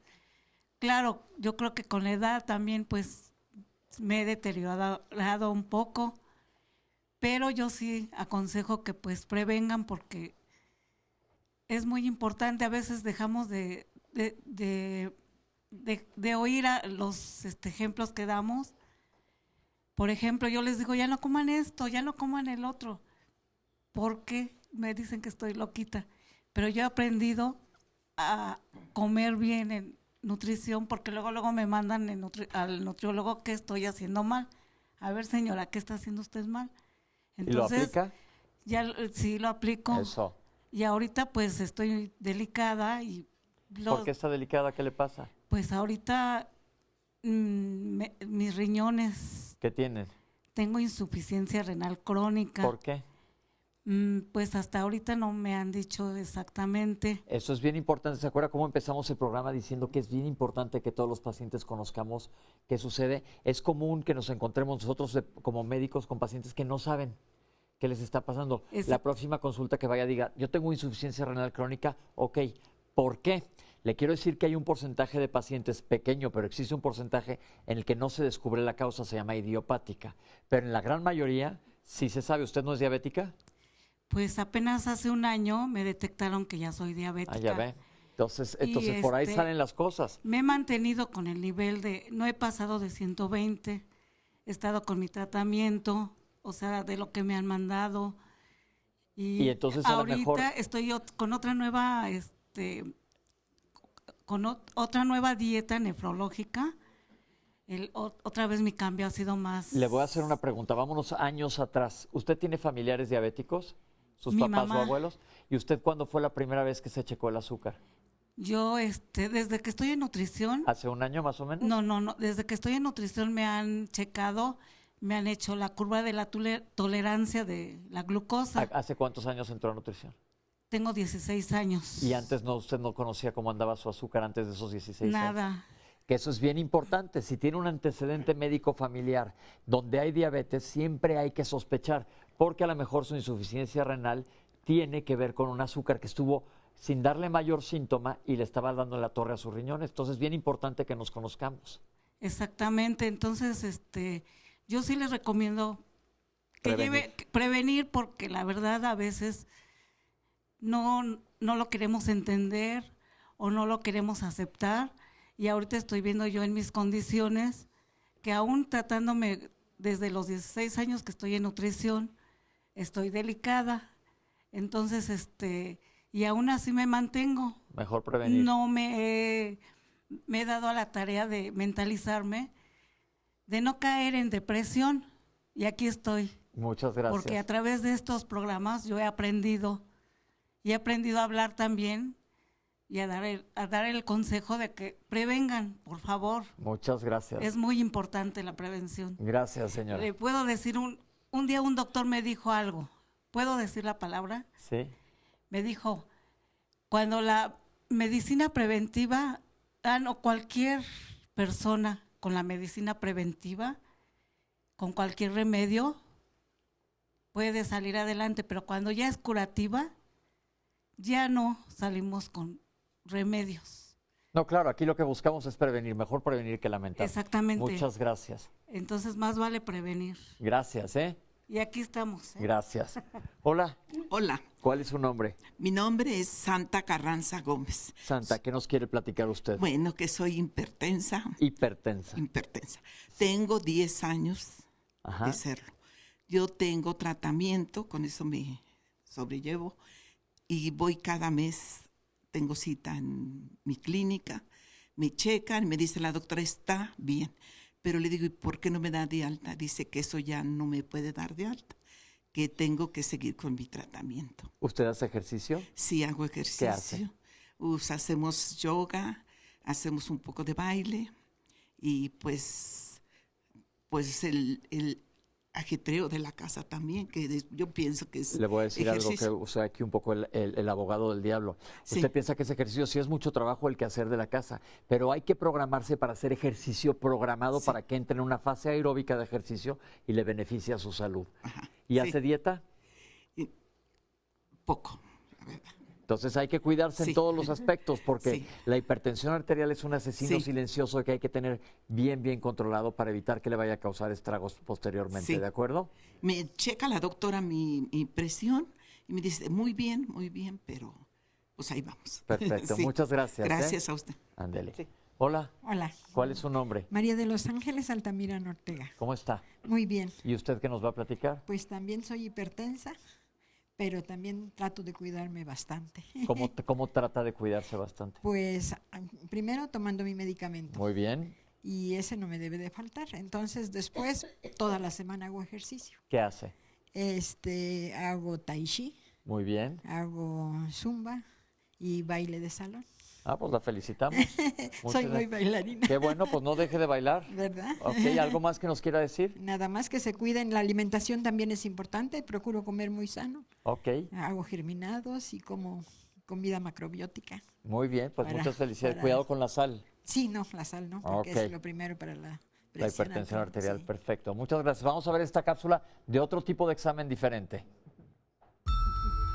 La elastografía es una técnica no invasiva para evaluar la dureza del hígado. Se realiza con el paciente despierto, se requieren 4 horas de ayuno, el paciente se encuentra acostado en una cama y con una sonda, como si fuera una sonda de ultrasonido, se coloca en donde está la localización anatómica del hígado y esta sonda dispara una onda, es una onda de sonido, una onda elástica de baja frecuencia que cruza el hígado y entonces dependiendo de la dureza del hígado es la velocidad de la onda y nos va a dar un valor. Ese valor va a reflejar qué tan cicatrizado está el hígado. Si hay una gran cicatrización, entonces se llega al diagnóstico de cirrosis. Actualmente, este tipo de equipos también nos permiten evaluar la cantidad de grasa en el hígado, sobre todo si conocemos que una de las mayores causas de cirrosis actualmente es el hígado graso no alcohólico. Y de esta manera ya tenemos 2 evaluaciones. Por un lado, la cirrosis o fibrosis y por otro lado, la cantidad de grasa. Es un estudio que no molesta, es muy rápido, se realiza alrededor de en 2 minutos tenemos un resultado, es muy confiable, sobre todo en cuanto si una persona tiene o no cirrosis o es un hígado normal. La principal utilidad de la elastografía es para confirmar o descartar la cirrosis hepática. También nos puede ayudar mucho si un paciente ya tiene el diagnóstico de cirrosis hepática a evaluar en qué etapa está, sobre todo si estaría en riesgo o no de tener complicaciones de acuerdo a la medición que nos dé este instrumento. La clasificación de Child-Pugh es una clasificación que nos va a hablar de la etapa o de qué tan avanzado está la cirrosis. En general, una vez que el paciente tiene cirrosis, es decir, que el hígado está muy cicatrizado, tiene muchos nódulos, lo que sigue es saber en qué etapa está. Hay 2 etapas, 2 grandes etapas, que una es la cirrosis compensada y la otra es la cirrosis descompensada. En la cirrosis compensada estamos hablando de que el paciente sí ya tiene un hígado cicatrizado, pero aún no manifiesta síntomas. Es decir, puede únicamente tener la alteración anatómica, pero no se va a ver amarillo, no va a tener infecciones, no va a tener sangrados. etcétera, todas las complicaciones. Entonces, Child-Pugh nos sirve para evaluar en qué estadio se encuentra este paciente. Y esta clasificación abarca parámetros como si el paciente ya presenta ascitis o líquido en el abdomen, los niveles de bilirrubina, los niveles de coagulación y finalmente nos sirve para estadiaje de la severidad de la cirrosis. Bueno, pues este es un programa muy completo donde hemos visto y seguiremos viendo mucho material para tener los cuidados en todos los sentidos, en todas las áreas. Pero hay preguntas que se van quedando y seguramente pues tendrán que ver con lo que ya hemos hablado aquí. Fabricio Medina dice, tengo 78 años y todos los días camino y cuando troto o intento correr, mi corazón se agita muchísimo. Mi geriatra me dice que con mi edad mi corazón ya no aguanta tanto, pero yo no le creo tanto porque no tengo hipertensión, ni diabetes, ni nada. Solo me duele la rodilla izquierda porque ya no tengo cartílago. Habría entonces que tener ciertas precauciones, ya no puedo hacer la misma cantidad o la misma calidad del ejercicio. Norma Labastida dice, tengo una pregunta. ¿Cómo podemos prevenir en las personas mayores los problemas de demencia o de algún problema de salud mental como el Alzheimer? ¿Es cierto que si se lleva una buena alimentación y se hace ejercicio, se podría prevenir la demencia o las demencias? Sí. Sara Castellón, mi hijo es universitario y su compañero de equipo de fútbol murió en un entrenamiento súbitamente. Dijeron que le había dado un infarto y mi pregunta es, si era un chico joven, no era obeso y por lo que sé no tenía otra enfermedad, ¿por qué le dio este infarto? Muy bueno. Sí. Manolo Jiménez, tengo una amiga que quiso bajar de peso muy rápido. Se puso a dieta, se fue al gimnasio todos los días, de 3 a 4 horas, y ella nunca hacía ejercicio de esa forma. Terminó en el hospital con un infarto. Y varias personas hablan precisamente de eso, de que cada vez hay más casos, incluso de los atletas profesionales, en los partidos de fútbol de pronto, o en una maratón, que de pronto alguien cae y muere por un infarto fulminante, en fin. Entonces, en cuanto a los exámenes, ya decían hace rato que se debe practicar una persona antes un electrocardiograma, antes de comenzar a hacer un ejercicio, sobre todo si va a ser fuerte. No porque yo en mis 20 o 30 años corría maratones, entonces quiere decir que a mis 46 de pronto puedo mañana comenzar a hacerlo de nuevo sin ningún estudio previo, sobre todo a las distintas edades. Claro. En las estadísticas de corazón, digo, hablando de este tema, sí. No, está bien, doctor. Sí, sería miocardiopatía hipertrófica, alteraciones coronarias, y en el caso de Italia, que son los que tienen más experiencia con el uso de electrocardiograma, displasia ritmogénica del ventrículo derecho. Son cosas raras, pero que ese riesgo es de no detectarlas. Y el electrocardiograma, en el caso de un atleta, nos puede diagnosticar estas enfermedades. Por eso, antes de empezar a hacer ejercicio, checarse, como comentó. Claro. Sí. Y esta que viene mucho al caso porque nos habla de... Yo he sido siempre me he preocupado por mi salud. La verdad es que estoy constantemente analizándome y yendo a realizar estudios. Estoy por comenzar una actividad física fuerte, pero me han arrojado ciertos datos que tengo principios de hígado graso. ¿Qué significa esto a propósito de la cápsula que acabamos de ver? Que yo creo que es muy importante, sí. Qué bueno que porque lo estamos hablando ahorita durante la cápsula. El fibroscan no se hace a todo el mundo, generalmente lo indican los hepatólogos, un ultrasonido es más común, pero si podemos hablar un poquito, hablando de prevención, que la gente dice, tengo hígado graso. Hay que decir que es la nueva causa de cirrosis número 1 en el mundo, ya comentamos aquí, tuvimos un programa de hígado y el peligro del hígado graso, pero como no da lata, la gente no lo considera. ¿Qué opinan, doctores? Pues el hígado graso es la traducción dentro de la víscera, dentro de ese órgano, de la acumulación excesiva de energía. O sea, no hay mejor... De grasa, vamos a pensar. De grasa. Sí. No hay mejor manera de definir la acumulación de grasa, la acumulación excesiva de grasa, que es obesidad, como una intoxicación de calorías. Y como todo mamífero, los seres humanos también almacenan grasa debajo de la piel y en el abdomen. Y dentro del abdomen, las vísceras son las que más almacenan grasas. Y uno de los órganos que más actividad metabólicamente tiene es el hígado, entonces también tiene una función de reserva de energía o de grasa. Entonces cuando esto es excesivo y empieza a impactar en la funcionalidad, o a veces no, y lo detectamos simplemente por un ultrasonido, es cuando hablamos de la enfermedad hepática grasa no alcohólica, porque hay que distinguir que antes de la epidemia de la obesidad, pues la principal causa de grasa en el hígado era beber en exceso, beber alcohol en exceso. Actualmente pues, sabemos que es la obesidad. Pero también beber en exceso, porque desgraciadamente la fructosa es el principal causante del hígado graso. O sea, el exceso de fructosa se metaboliza de una manera en el hígado que va a alterar, va a aumentar la producción de ácidos grasos, va a inducir la producción de ácido úrico, que va a causar varios problemas, entre ellos hipertensión, diabetes, va a desinhibir a una proteína que es la FOXO4 que nos va a producir mayor gluconogénesis. Entonces, prácticamente lo que es síndrome metabólico se puede explicar simplemente por una molécula que es la fructosa. Y esa fructosa la podemos consumir a través del azúcar en varias formas y es una molécula que se ha ligado directamente a la producción de hígado graso. Aquí esto es bien importante porque el hígado graso, si ya lo tienes, lo puedes revertir como bajando de peso y haciendo ejercicio. Todo el mundo dice, hay una medicina. No, es que hay una medicina que te cure el hígado graso, pero puedes prevenir una cirrosis. Claro. Así es. Y un paciente cirrótico, créanme que yo soy gastroenterólogo, pero digo de toda la gama de enfermedades que hay, una cirrosis florida es una cosa espeluznante para los pacientes y toda la gente de alrededor, y es algo prevenible. Entonces, obviamente, el alcohol también con moderación, porque el alcohol también le pega al hígado. Ahorita que estamos hablando de esto en la cápsula, es una cosa importante, doctora. Y justamente yo como endocrinóloga, desafortunadamente me toca ver todas las complicaciones relacionadas con la obesidad y la naturaleza asintomática, es decir, no me duele nada. Y justamente estamos detectando en gente muy joven precisamente el tema del hígado graso.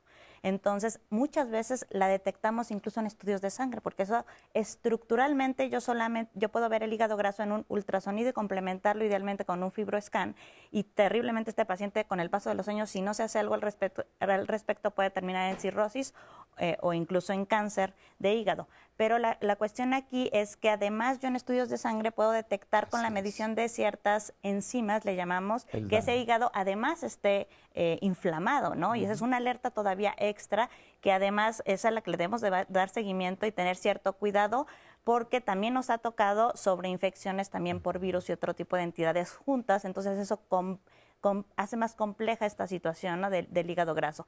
Y el hecho de que un paciente pierda el 10% del peso en ese momento con el que está cursando el paciente, si pierde el 10% de peso, va a haber cambios dramáticos en ese hígado graso.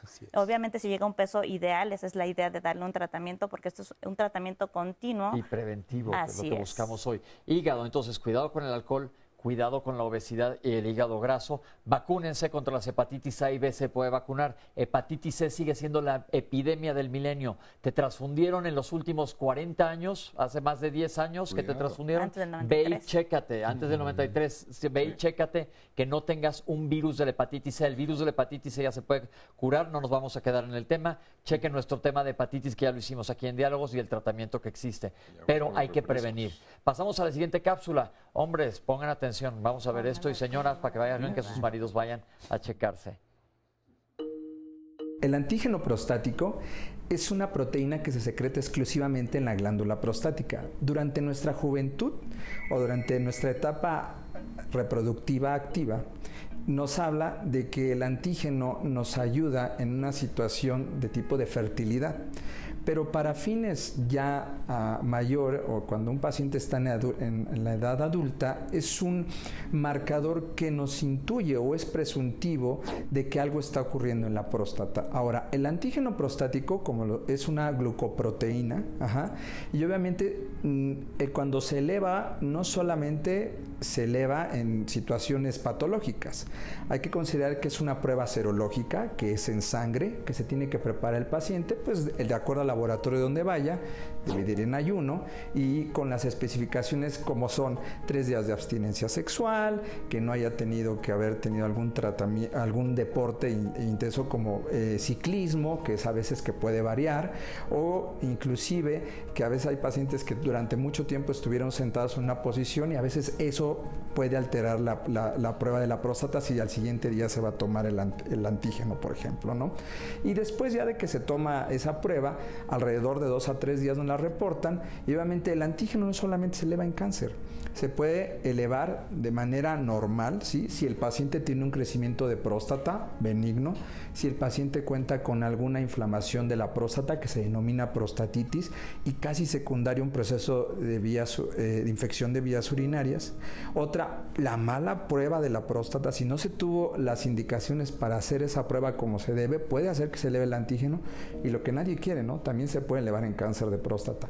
Entonces, no pensar que siempre que está elevado el antígeno, inmediatamente pensar, ay, tengo cáncer de próstata. No, hay que acudir al urólogo, tener la conciencia de decir, tengo que ir al urólogo y que él me diga cuál es la causa de que está produciéndose esta elevación del antígeno. Ya comentamos que las mujeres tienen un amplio terreno en medicina preventiva en cuanto a mastografía y Papa Nicolau, que ya lo hemos hablado muchísimo, para prevenir enfermedades, pero los hombres quedamos mucho que pensamos que no. Hicimos ya un programa, ¿te acuerdas, Oscar?, de salud en los hombres, y no sé por qué le huimos al urólogo cuando esto también es preventivo. Una prueba de sangre que te da muchísima información. Por supuesto que sí, además es muy importante. En la mayor parte de los viejos, vuelvo otra vez al caso de mi trabajo, la mayor parte ya llegan con el médico cuando ya tienen dificultades para orinar, ya tienen retención urinaria o ya tienen infecciones repetitivas y todo esto, y no hacen tampoco por tener exámenes de sangre para detectar el antígeno prostático, de manera, en el caso de una persona mayor de 60, 70 años, deberíamos tener por lo menos 2 determinaciones de antígeno prostático anuales para ver si esto se está elevando y poder detectar y prevenir un cáncer prostático. Es el colmo ahora en la actualidad en el mundo, es que alguien muera por un cáncer de próstata. Se puede prevenir, se puede ayudar a tratar, y la hipertrofia prostática benigna es muy controlable y podemos evitar muchísimas cosas. No deben dejar los pacientes llegar al grado de que empiezan a tener problemas para orinar, hay goteo, hay chorro disminuido, hay una serie de trastornos que son visibles e inmediatos, hay urgencia urinaria, y de pronto no lo comentan y van al médico. Cuando eso empiece, trátense. O porque las complicaciones son mayores. Tienes 40 años, corre con un urólogo, hazte un antígeno prostático específico, pero vamos a ver esta cápsula que menos va a gustar. El tacto rectal, inicialmente cuando se visita al médico, al urólogo, se evalúan pues los estudios que pueda traer el paciente para fines de próstata, pues un antígeno y un ultrasonido. Y obviamente cuando en el antígeno, en el ultrasonido, se evalúan ciertas cosas, y aunque esté dentro de parámetros normales, siempre es recomendable hacer el tacto rectal, porque obviamente el tacto rectal se ha observado en pacientes que pueden tener antígenos dentro de parámetros normales, y que se ha observado que se hace el tacto y hay una sospecha, hay una nodulación, hay un cambio de consistencia, hay alguna tumoración o algo, y ese paciente se tiene que ir a una biopsia de próstata, que es el diagnóstico adecuado y el gold estándar para diagnosticar, vale la redundancia, el cáncer de próstata. Y la biopsia, hay veces que obviamos que, como creemos que el antígeno está dentro de parámetros normales, ese paciente puede ser que no tenga nada, pero se ha observado que hay pacientes que aún con antígeno dentro de parámetros normales hay cambios en la próstata, y entonces ese paciente se tiene que ir a una biopsia. ¿En qué consiste el tacto rectal? Inicialmente tener una relación para que el paciente sienta con la confianza y explicarle qué se le va a hacer, obviamente en la posición que el urólogo adecuadamente o la que mejor él considere, ¿sí? Y también de acuerdo a la morfología del paciente. Hay posiciones en las cuales se puede hacer un mejor tacto que en otras. Se le introduce al paciente por el orificio rectal, se dilata el esfínter de una manera cuidadosa, obviamente bien lubricado el dedo, y se palpa la próstata en su porción posterior. ¿Qué palpamos? El tamaño, los surcos, si hay alguna alteración en estos surcos, si están borrados, eso habla de que hay un crecimiento sobrepasado, si hay algún nódulo, si ese nódulo está indurado, si es un nódulo blando, que la próstata esté móvil, que la próstata no esté adherida a planos profundos. Cuando hay un cáncer muy avanzado, las próstatas tienden a adherirse a otros órganos adyacentes y se hacen próstatas muy inmóviles, pétreas, que llamamos induradas, ¿no? Normalmente la la consistencia de la próstata es como la consistencia de la punta de la nariz o la región tenar, ¿no? Debe tener esa consistencia para fines prácticos. Creo que esto siempre da mucho miedo, pero es una cosa que decíamos dura segundos. Sí, y la utilidad y el beneficio que puede representar para detectar problemas, sobre todo de próstata, es muy alto. Son dos elementos diferentes, tener antígeno prostático en sangre y complementar una revisión urológica. La información que puede obtener el urólogo, como lo dijo el doctor en la cápsula, desde la consistencia, si hay nódulos y de la dimensión, puede favorecer un buen tratamiento y una labor preventiva eficaz. Y esto me lleva de la mano, ya hablamos de la próstata, a que comentábamos que cuando yo era residente en el instituto nos hacían hacerle un tacto rectal a todos los pacientes, vinieran por lo que vinieran, se tomaba además materia fecal y buscábamos sangre oculta en heces, que ese es otro punto bien importante. Dentro de los 5 primeros cánceres que existen, más comunes, el cáncer de colon, ustedes seguro conocen a alguien que ha tenido cáncer de colon. Más del 90% de los cánceres de colon salen de un polipito que sale como una ramita en el piso. Esa ramita va creciendo y se va haciendo un arbusto. Ese arbusto va creciendo y se hace un arbolito. Cuando se hace un árbol grande ya es un pólipo mayor, que estos son los que tienden a convertirse en cáncer. Todo ese proceso del crecimiento del arbolito se puede prevenir una tragedia. Entonces, vamos a hablar de sangrado de tubo digestivo. Claro. Yo siempre digo que el error más garrafal en gastroenterología es decir, ¿usted ha sangrado cuando va al baño? Ah, sí, pero son hemorroides. Y les digo, ¿seguro? Sí, lo más probable es que sean hemorroides, porque es mucho más común las hemorroides, afortunadamente, que el cáncer. Pero existe un porcentaje de pacientes que no, o que pueden tener hemorroides y pueden tener cáncer concomitante. Se recomienda la colonoscopía a toda la población general arriba de los 50 años. Siempre. Bien importante. Y si no se hacen colonoscopía, de menos buscar que haya una sangre oculta en heces, porque no tiene que ser un sangrado abundante. Eso es importante. ¿Y qué tan frecuente, doctor, como geriatra, ve cánceres de colon? En la actualidad, afortunadamente, no son tantos, pero sí, cuando llegan, ya llegan muy floridos. Muy tarde. Así es, ya demasiado tarde. No es mucho el número que se ve, pero aquí hay algo muy importante, porque la gente espera ver sangrados, melenas completas y ver la taza llena de sangre y todo esto para asustarse. Y como ustedes bien lo dicen en este momento, hay algo que se llama sangre oculta en heces, que solo se detecta a través de químicos que se ponen en las heces y se ve si el intestino, que no debe sangrar en casos normales, está sangrando a veces en cantidades muy pequeñas. Y esto nos habla de que una parte del intestino está lesionada, y en esto puede ser lo que mencionaba hace un rato de los pólipos. Los pólipos son muy frecuentes en nuestra población. ¿Por qué? Porque además llevamos un tipo de dieta que no nos ayuda en nada a prevenirlos.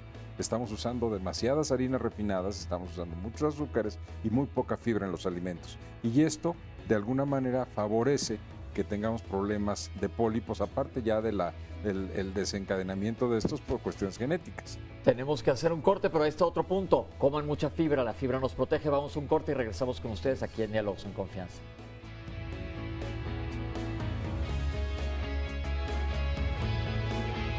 En México, específicamente en nuestra población, no somos muy abocados ni muy dados a prevenir muchas cosas, entre ellas la salud. Pensamos que hay enfermedades que se van a dar por naturaleza conforme el tiempo va pasando. Y no nos damos cuenta que cuando llegamos a viejos, muchas de ellas empezaron a incubar o nuestra juventud o nuestra vida adulta, sobre todo a enfermedades crónico-degenerativas y a problemas que se pueden agudizar de manera muy importante en la vejez. No hay una cultura de prevención adecuada todavía en nuestro país. No tenemos la cultura de que llevar a nuestros hijos a un control de niños sano, tener un pediatra de cabecera, o no necesariamente un pediatra de cabecera, un médico general. Es una impronta que lo llevamos en todas las sociedades, de si yo no me siento mal, no acudo al médico. Muchos de estos problemas pues, son hereditarios, ¿no? Simplemente con ser mexicano ya tenemos más riesgo de obesidad, de diabetes, y pensamos obesidad como estar enormes, cuando ya cierta cantidad de grasita en el abdomen ya es una alerta de decir, chécate. El sistema de vacunación ha demostrado que es un elemento sólido de todos los sistemas de salud para prevenir la ocurrencia de nuevas enfermedades. No dejar de vacunar, hay que vacunar adultos, hay que vacunar niños, hay que vacunar también mujeres embarazadas, pero hay que vacunarnos en todo momento. El riesgo de la vacunación es así, el riesgo de las enfermedades es tremendamente grande. Lo que hace la biometría hemática es caracterizar de una manera fácil y práctica los 3 grandes grupos de células que tenemos. Y el examen de orina es un libro que nos puede dar muchísima información. Realmente los laboratorios, la mayor parte de los reactivos que utilicen todo pueden ser relativamente estándar. El problema principal es el control de calidad. Un electrocardiograma de rutina arriba de los 40, personas jóvenes que se dediquen a hacer ejercicio o personas que tengan alguna sintomatología relacionada con el corazón serían las 3 principales indicaciones, y siempre que lo evalúe un profesional. Una persona hipertensa debería tener un electrocardiograma anual por lo menos para poder checar en qué estado está la conducción cardíaca. Envejecer saludablemente tiene muchísimas connotaciones. Implica que desde que tú naces has podido tener menos enfermedades y has tenido una trayectoria de vida sana, al grado tal que ya cuando vamos siendo maduros, cuando vamos siendo adultos, comenzamos a poner mucho mayor atención en nuestra salud. Implica invertir en nosotros mismos, implica invertir en nuestro envejecimiento de una manera saludable. Implica beber menos alcohol, no fumar, comer saludable a nuestras horas, dormir lo suficiente, ejercitarnos, tener una vida social sana también, una vida familiar sana, e implica no reproducir la violencia ni que la reproduzcan contigo. Implica obviamente también tener algunos recursos para vivir dignamente, ¿no? Un trabajo digno, para tener también un sistema que te permita ir procurando tu salud, que te esté checando permanentemente cómo están tus niveles de azúcar, cómo está tu alimentación, tu peso y también obviamente tus articulaciones, ¿no? El envejecer saludablemente es incluso tener mucho en cuenta todo un proceso de autocuidado, pero también toda una cuestión de salud mental, de no conflictuarte, tener una cierta asertividad en la vida. Fundamentalmente para mí, envejecer saludablemente es no correr riesgos. Yo creo que envejecer saludablemente es una de las líneas más importantes que ha promocionado la Organización Mundial de la Salud y que se han establecido en todos los estados, en todos los países del mundo. Sin embargo, tiene mucho que ver con la forma en la que estamos decidiendo tener nuestro estilo de vida. Y así lo digo con toda la intención. Estamos decidiendo nuestro estilo de vida, y yo creo que ahí parte mucho del empoderamiento que podamos tener como seres humanos, como personas, de la defensa de nuestros derechos a un envejecimiento saludable y digno, y obviamente en tener el valor y el carácter para seleccionar cuántas cervezas me quiero tomar, cuánta tortilla, cuánto pan, cuánto azúcar voy a tomar. Creo que uno tiene que tener como valor y estar bien empoderado para poder elegir lo correcto para nuestra salud. Pero también envejecer saludablemente es una política nacional, tiene que ser una política nacional, no solo por la disminución de los costos en salud, sino porque implica menos sufrimiento. Acuérdate que envejecer saludablemente no es solamente la ausencia de enfermedad, sino es la promoción de la salud y la promoción de vidas sanas. Doctor, cada vez vemos gente de mayor edad. Así es, el número de viejos en el mundo ha aumentado. Hay países que tienen números mucho más importantes. Europa Central ha envejecido de manera violenta y nosotros en Latinoamérica estamos teniendo ya también una esperanza de vida cada día más aumentada. En la ciudad, en el país, en México, ahorita tenemos una esperanza promedio de 75.1 años por persona. Para el 2030 vamos a tener un aumento también muy considerable. El que nazca en ese tiempo va a tener la posibilidad tal vez de rebasar ya por esperanza de vida los 80 años. Y esto nos da una pauta porque nos hace ver muy claramente que el problema de la vejez no es solamente un problema médico, tiene un origen por ahí, porque los problemas de salud de los viejos cuestan mucho dinero, hay que dedicar muchísimos recursos para poder tratarlos de manera adecuada, pero también el problema es social, el problema tiene otras aristas que debemos ver, porque cada día somos más y estamos viviendo más. Entonces tenemos que prepararnos. Antes sabíamos que a lo mejor nos íbamos a morir a los 70 años, no porque tuviéramos la conciencia de que llegando a los 70 nos vemos, no. Lo que pasa es que era más o menos el promedio un poquito antes que empezábamos a morir. Ahora no, ahora estamos viendo inclusive grandes centenarios en la sociedad mexicana. Y bueno, pues todas esas personas tienen que tener un objetivo de vida, una razón para vivir y una forma de vivir que sea adecuada. Y mucha de ella se traduce en una salud adecuada. Envejecer no es deteriorarse. Y la mayor parte de nuestros viejos, todavía ahora, están llegando a viejos deteriorados. Que yo creo que ahí está la clave en la prevención, porque una cosa es aumentar la expectancia de llegar a ser más viejos de edad, pero llegar a moladísimos, pues no. No vale. El chiste es llegar lo mejor posible, porque hay mucha gente que llega bien. Por supuesto, y como comentaba, como se comentaba ahorita en la cápsula, la tendencia mundial es lograr el envejecimiento saludable, pero para eso tenemos que hacer primero una conciencia muy importante desde los jóvenes que van a llegar a viejos, de los viejos que ya son viejos para que se cuiden un poco más y de todos nosotros para poderle también dedicar recursos y atención directa a ese envejecimiento que cada día, gracias a la ciencia y a lo que se ha avanzado, es mayor, pero hay que llegar pues en las mejores condiciones posibles. Claro, porque llegarla a pasar mal pues no está nada padre. Y entonces ese es el objetivo del programa de hoy. Obviamente estamos hablando de salud general para todo mundo, pero si queremos vivir más tiempo, vivir lo mejor posible, doctora, pero querías comentar algo bien importante en cuanto a prevención. Bueno, complementando nada más antes de eso un poquito lo que mencionaba, en las cuestiones metabólicas ahora me toca ver mucho jóvenes ancianos. ¿Qué quiere decir un joven? Y ancianos jóvenes. Jóvenes con estos problemas de obesidad, que el sedentarismo, que de verdad no pueden hacer actividades tan básicas como abrocharse las agujetas. Entonces son cuestiones muy tristes en donde cada vez vemos diabetes en gente de 18, 20 años y tengo que evitar complicaciones durante 50 años. A diferencia de alguien que empieza con diabetes a los 60, 70, tendría que evitar complicaciones 5, 10 años. Y tomando el tema de la diabetes, algo que estamos implementando, pero que debe ser en todas las áreas, empezando por una cuestión preventiva, no solo en la diabetes, es la salud bucal, ¿sí? Yo sé que a muchos no nos encanta ir con el odontólogo, pero yo creo que sí es importante también tener un odontólogo de cabecera y por lo menos una vez al año, idealmente cada 6 meses, ir a hacernos una limpieza bucal, porque incluso cuando nosotros empezamos a tener pérdidas dentales, ahí es donde empiezan también los trastornos de la alimentación. Cuando nos faltan piezas dentales, ¿qué es más fácil comer? Carbohidratos. Cuestiones que tienen azúcar. ¿Y qué pasa? Incrementa la obesidad.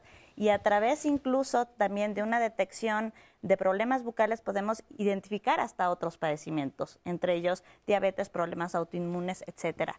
Una cuestión desajustada de una, por ejemplo, quien tiene una prótesis puede generar también infecciones, o una sola muela o un resto de una muela puede generar cuestiones tremendas en las que incluso nos pueden llevar a un hospital. Entonces, ojo con la salud bucal, es algo que se nos olvida de manera frecuente. Eso que dice el doctor es importantísimo porque prácticamente a cualquier edad podemos tener focos sépticos a distancia directamente. ¿Qué quiere decir un foco séptico, doctor? Básicamente un foco de infección, una infección sobre todo bacteriana que puede viajar a cualquier otra parte del cuerpo.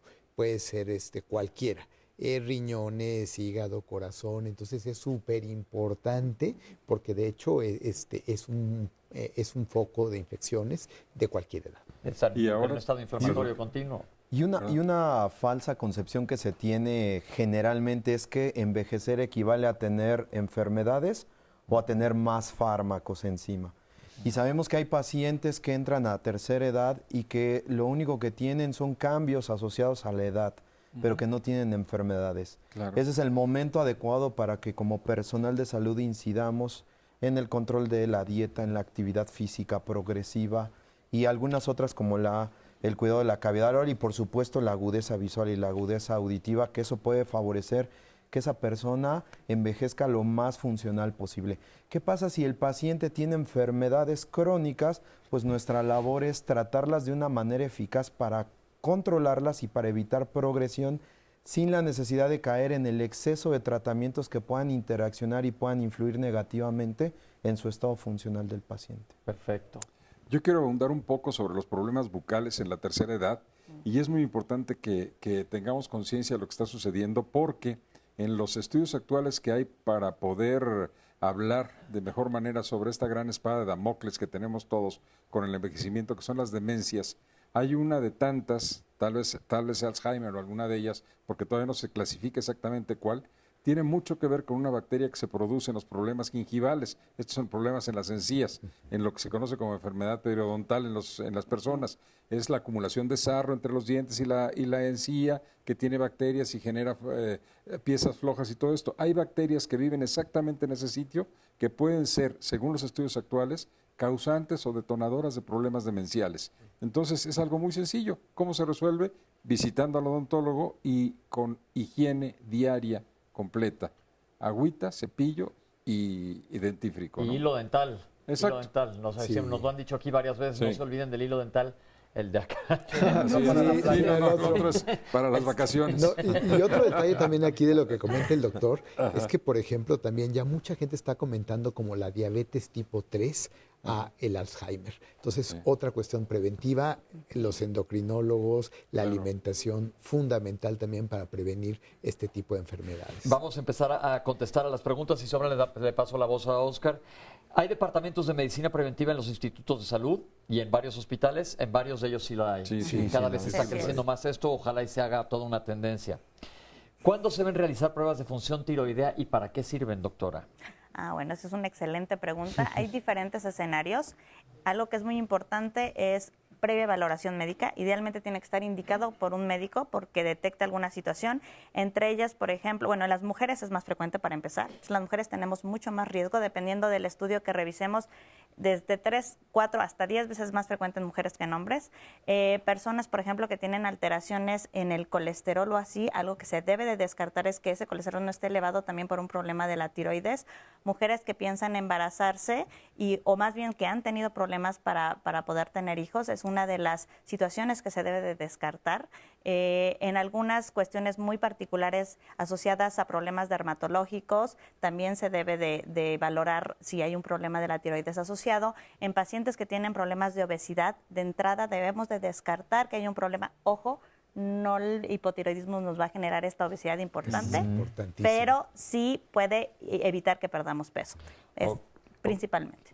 ¿Cómo podemos cuidar nuestra salud mental y cómo se puede prevenir el Alzheimer u otras demencias? La salud mental, afortunadamente, ya se reconoce que es bastante importante. Cuando yo era chico era, híjole, voy a ir a terapia, era como secreto. Yo digo personalmente que todo mundo deberíamos ir a terapia. Sí, por supuesto que sí. Sí, tomando en cuenta el paciente como una entidad que tiene varios elementos, incluyendo la esfera psíquica, por supuesto que todo parte de que el médico pueda incluso hacer interacción para conocer el estado del paciente, porque hay veces que el paciente naturalmente lo oculta, porque es un tema que es muy personal. Entonces, mucho de la referencia a personal que pueda apoyar justamente se basa en eso. Y hablando en personas de tercera edad, creo que uno de los elementos más importantes que puede influir en tratar de sospechar que un paciente pueda tener alteración de la esfera psíquica es que tenga deterioro funcional o deterioro de la memoria. ¿Sí? Que esa es una manifestación muy importante, o que pierda las actividades que ordinariamente hacía. Eso nos da el margen para empezar a buscar e indagar que el paciente pueda tener ahí problemas tanto en esa esfera psíquica.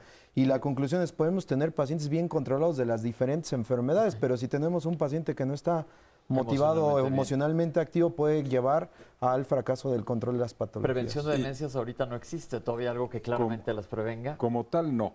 Porque inclusive se dice por ahí que las personas que tienen actividad mental importante, desde los crucigramas y cosas de estas, empiezan con problemas así. Hay personas que son maestros universitarios que han tenido un alto grado de preparación y de trabajo intelectual y de pronto a los 5 o 6 meses de un momento a otro cambian y se presentan cuadros demenciales muy importantes, que también los cuadros demenciales tienen orígenes múltiples, no solamente es un degenerativo, tienen otro tipo de cosas.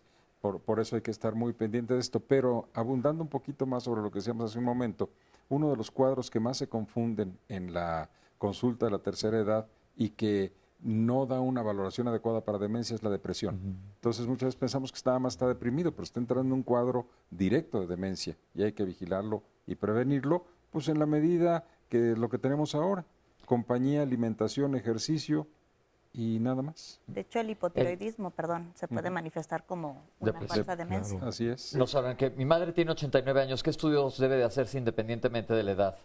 Yo creo que ir a un check-up puede ser, o que vaya con un geriatra, y el geriatra le indicará cuáles son los estudios ideales. Así es. ¿El chequeo lo tiene que siempre mandar a un doctor o yo puedo ir a un laboratorio a solicitarlo? Hay check-ups que se pueden hacer, pero yo creo que hay ciertos estudios que vale la pena que los coordine un especialista. Ok. Estoy a punto de iniciar mi vida sexual. ¿Debo de ir al doctor? Ya se habló que todas las niñas antes de iniciar vida sexual sería ideal que vayan con el ginecólogo y todos aprender sobre prevención de enfermedades de transmisión sexual. Básicamente también hemos hablado. Y la vacuna del papiloma. Y vacuna del papiloma. Los libros de texto deberían de hablar de medicina preventiva, estoy totalmente de acuerdo. Prevención es ahorrar. Siempre gastamos en otras cosas que no valen la pena, también es real. Mi hijo tiene anemia y las plaquetas son bajas, me dijeron que estaba normal. Yo creo que ahí que tienes que pedir otra opinión porque no es normal. O en un examen general de orina me dijeron que tenía proteínas. Tampoco es normal que haya proteínas en la orina. En niños sí puede haber proteinuria sintomática. Es algo que sabemos, sobre todo en periodos febriles, pero igual. Pero siempre. ya está enfermo de algo, tiene fiebre. No, a veces también incluso hay en niños sanos proteinuria sintomática. Puede pero existir. hay que checarlo, ¿no? Hay que checarlo, no, eso sí. No se queden con que está sano alguien que tiene proteínas en orina. Eso sí. Y algo muy importante, perdón, que hay que ver, y ahora con el tiempo que estamos viviendo, el doctor Google se equivoca muy fácilmente. No es con el doctor de internet. Así es, hay que tener mucho cuidado con él. Mi mamá se le baja mucho la hemoglobina, le dan hierro y se le sube y luego se le vuelve a bajar. Aquí hay que encontrar cuál es la causa de que esté perdiendo hierro. Tu mamá seguramente está perdiendo sangre por algún lado, hay que investigar. O anemia hemolítica. No tapar el sol con un dedo. Sí, hay que investigar cuál es la causa de la anemia. La anemia siempre tiene que tener un apellido. Una razón. ¿Con qué frecuencia hay que ir a revisiones médicas preventivas? 1 o 2 veces al año, yo pienso, a cualquier edad. Con todo. Sí, así es. En las redes sociales siempre atacan a las vacunas. ¿Existen vacunas que están en investigación? Pues muchas, empezando por el SIDA, están investigando, no se ha llegado, exacto. pero tuberculosis, pero sí se está investigando y cuidado con la información en las redes sociales. Exacto. Así es. Dice, tengo 78 años, camino diario, pero al correr se me agita mucho el corazón. Dice el doctor que es normal por edad. Bueno, a veces el problema también es el desentrenamiento. Cuando alguien no está acostumbrado a hacer ejercicio y empieza a hacer ejercicio... Él sí, ¿eh? Sí. Él dice que camina diariamente. Pero el problema es que de caminar a hacer un ejercicio ya más intenso... Pero mejor que se cheque, ¿no? Sí, claro. definitivamente, por ahí todo hay que checarlo. Sí. Ok, otra que había prevención de Alzheimer, pues tristemente no hay.